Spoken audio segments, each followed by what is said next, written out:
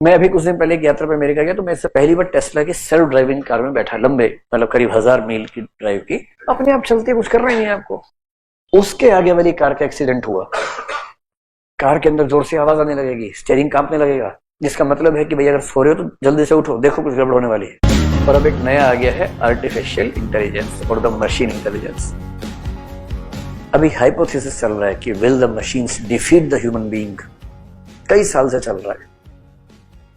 मेरी personal opinion ये है कि yes, the machines will defeat us very soon. मतलब मैं आपको खुश करने के लिए कह सकता हूं कि नहीं, ऐसा नहीं हो सकता, इंसान के पास ये है वो है, मशीन के पास कहां है, लेकिन सच बात है कि ऐसा कुछ बचा है नहीं जो सिर्फ हमारे पास हो। ऐसा कुछ नहीं है। बस ये है कि हम अभी कुछ मामलों में थोड़े से बेहतर हैं, दैट्स इट। इनपुट के मामले में वो हमसे बेहतर है। वन मशीन हैविंग, जैसे टेस्ला की कार आप सोचें, जो सेल्फ ड्राइविंग कार होती है, कई कारें हैं टेस्ला की भी और भी हैं। मैं अभी कुछ दिन पहले एक यात्रा पे अमेरिका गया, तो मैं इससे पहली बार टेस्ला की सेल्फ ड्राइविंग कार में बैठा, लंबे मतलब करीब 1000 मील की ड्राइव की, अपने आप चलती है, कुछ कर रही नहीं है आपको। बस बैठना जरूरी है सीट पे as per the American rules, और हर 1 मिनट में टच करना पड़ता है स्टीयरिंग को, क्योंकि वो रूल है। इसलिए नहीं कि मशीन को दिक्कत है, वो रूल है स्टेट की तरफ से, इसलिए करना पड़ता है। कार चल रही है अपने आप। और मैं सोच रहा हूँ कि इसको धोखा नहीं होता होगा, पर फिर वही बात है, मेरे पास सिर्फ 2 आंखें हैं, मैं चश्मे को काउंट नहीं करूंगा अलग से, 2 ही मानता हूं मैं आगे देख सकता हूँ, पीछे कौन आ रहा है तो मेरे पास रियर व्यू मिरर है कार में आगे, मैं उसमें देखूंगा या साइड मिरर में देखूंगा।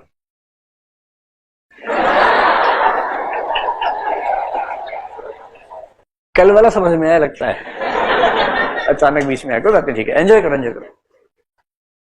But the car I am sitting in is having 8 cameras, आगे भी, साइड में भी, पीछे भी। मैं पीछे देख ही नहीं सकता, मैं ड्राइव करते हुए पीछे ऐसे देखता हूँ, आगे था, पर वो कार 8 कैमरे से देख रही है, और उसका हर कैमरा मेरी आंख के बराबर ताकतवर है। And in the real time the data from all the 8 cameras is being processed in the real time, so the judgments the car will make will be better than my judgments.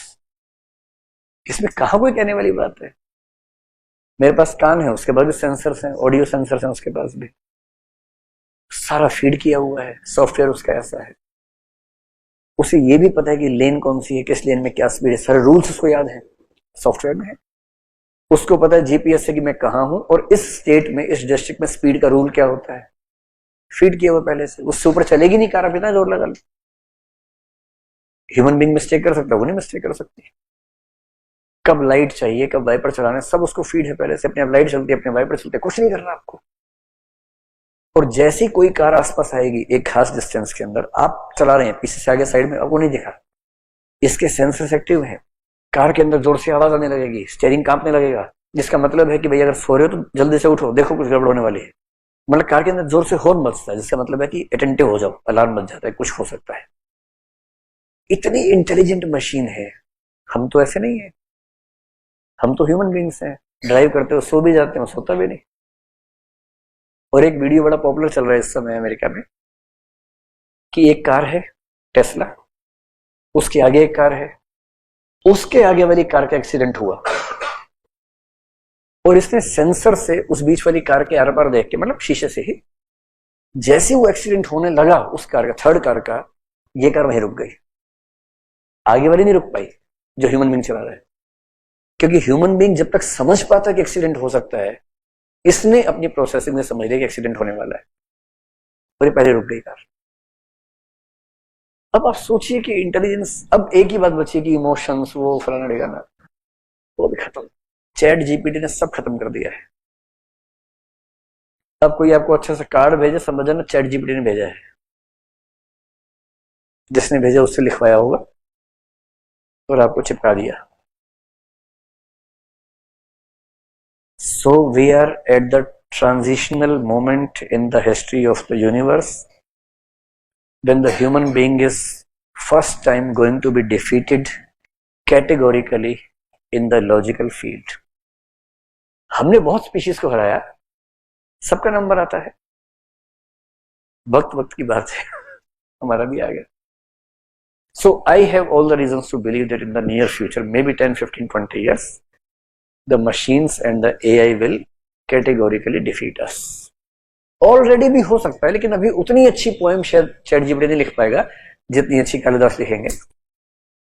वो level आने में time लगेगा। और वो कैसे आएगा? Data इकट्ठा होता जाएगा, और डेटा और डेटा और डेटा, फिर हो जाएगा। हाँ, कार के केस में ही नहीं, कई केस में हरा दिया। मेमोरी के मामले में हमसे बहुत आगे कंप्यूटर, मेमोरी के रिट्रीवल के मामले में बहुत आगे हमसे। हमें मेमोरी याद ही नहीं यार देखा वो लग रहा है याद में, कौन है, कहाँ देखा था, याद ही नहीं आ रहा यार। कंप्यूटर को ऐसा कभी नहीं होता कि याद नहीं आ रहा, एंटर मारा याद आ जाता है, हमें याद ही नहीं आता, जबकि ये पता है कि देखा हुआ है। So we have limited memory than computer, we have they have better memory retrieval systems which we don't have। हमारी मेमोरी भर जाए तो हम ये नहीं कर सकते चिप लगाई कहीं और शिफ्ट कर दी, उसमें तो लिमिट ही नहीं है। पेन ड्राइव निकाली कहीं और शिफ्ट कर दी, या क्लाउड पे कर दिया, हमारा क्लाउड नहीं बना आज तक।